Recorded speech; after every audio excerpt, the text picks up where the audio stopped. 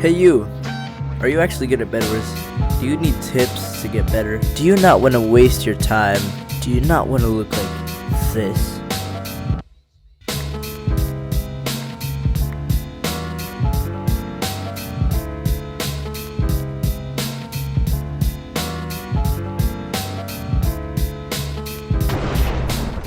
Well, honestly, I know your pain, and today I'm going to show you 3 tips that will majorly increase your skill in bedwars.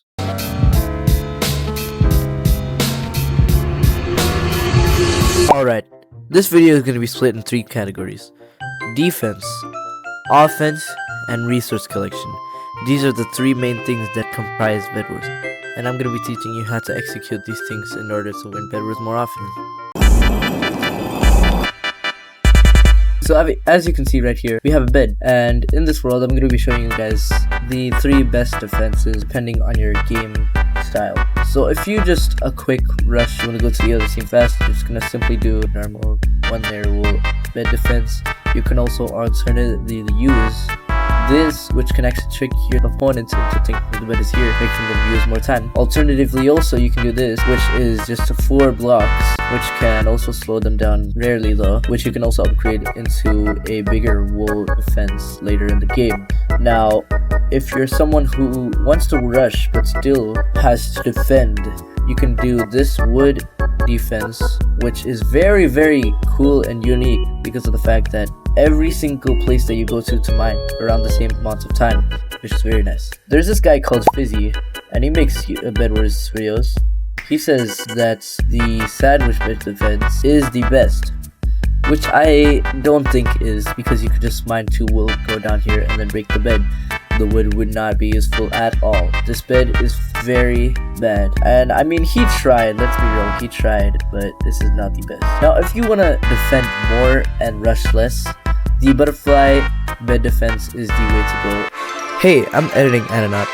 So the butterfly bed defense is not actually the way to go unless you're playing 3v3s or 4v4s, because it's a heavy bed defense that would require a whole nother teammate. So yeah, this would take more time, and I feel like it's a bed defense better for big teams. Anyways, let's get back to the video. I'm pretty sure this is how you make the butterfly bed defense. Correct me if I'm wrong, but this is a very nice bed defense because it can deflect TNT and it takes a bit of time to mine since it's endstone. And you can also upgrade this even more like efficient by adding another layer of wool, which is very nice. I think it's a great bed defense. So the defense is based on your game style. What I would recommend though is probably doing a 3-block bed defense because it's the most easiest and efficient. Now let's get on to the offense.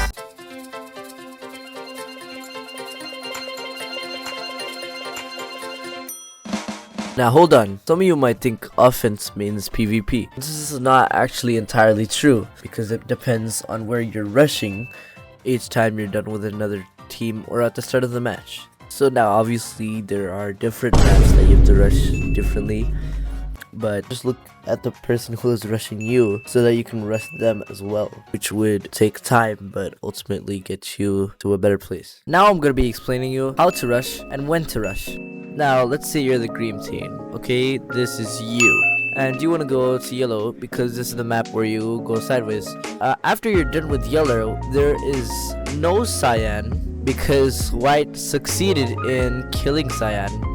So you're not gonna go for cyan because cyan is dead, but blue is alive and red is dead, so you have to push blue.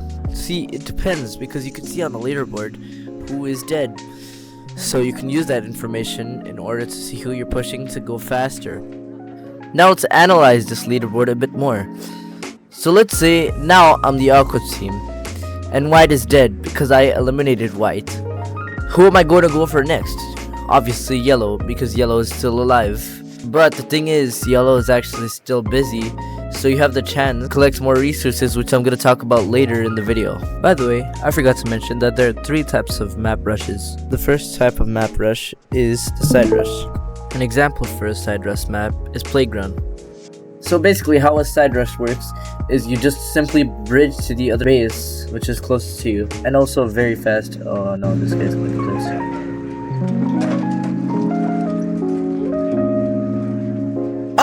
Anyways, the second type of rush is the forward rush. The forward rush is basically where you gotta go to a diamond island, usually at least, which is in front of you. Then you gotta go to the second island, which is the base, the other opponent. It's a very nice type of layout. I actually enjoy these very much because it's easy to access the diamonds. Now the final type of rush is the diagonal rush. So the diagonal rush is basically a rush where you gotta go diagonally. Unfortunately though, I couldn't find a map with the diagonal rush on. By the way, the diagonal rush is probably one of my least favorites just because it takes a lot more time and is kind of confusing. Yep, that's right. We're nearing the end of the video with the resource collection. Now this obviously is one of, if not the most important part of bedwars, because resources are the reason you can get to other bases, get team upgrades, stuff like that. And I'm gonna be telling you when you should get them and how you should get them. Now as previously mentioned, there's actually gonna be some stuff coming off from offense because it requires going to bases and where you're supposed to go. Now right off the bat, you're gonna get at least 26 to 30 iron and use that to get blocks and ladders to make your defense and bridge to the other team. When you're done with the other team, you have to save up for iron armor. If you already have enough, then you can go ahead and buy that, as well as some healing, something to break the bed, and possibly another utility just for the safety. Now you're gonna head to the diamond generators, because after you're done with the first team, you're gonna need better stuff because other people are also gonna be progressed. Depending on how many diamonds you have, you're gonna either get sharpness or protection. And if your bed is broken, that is when you're gonna get an iron sword and at least one utility just for safety, you know. Then you're gonna head to mid for emeralds and more diamonds. Now there is a few ways these could play out. If you did not get sharpness earlier, get sharpness now. It is one of the most important things, especially with an iron sword. And if you already do have sharpness, go for prot and haste if the opponent you're fighting has a bed defense. And all times you're gonna get invis at the end of the round, because it is one of the most, if not the most useful item in the end game of bedwars. Then just break the bed or kill the other person with invis and you're done. Anyways guys, I hope you enjoyed this video because a lot of time and effort went into this tutorial. So please consider liking and subscribing, because I'm trying to hit 100 subscribers before the end of the year. And let's try to hit 10 likes on this video. I know it may seem hard, but I know we can do it. And that's the end. God bless you. Everything that I've read, praise the Lord. Worship Christ with the best of your portions. I know I won't forget all He's done. He's the strength.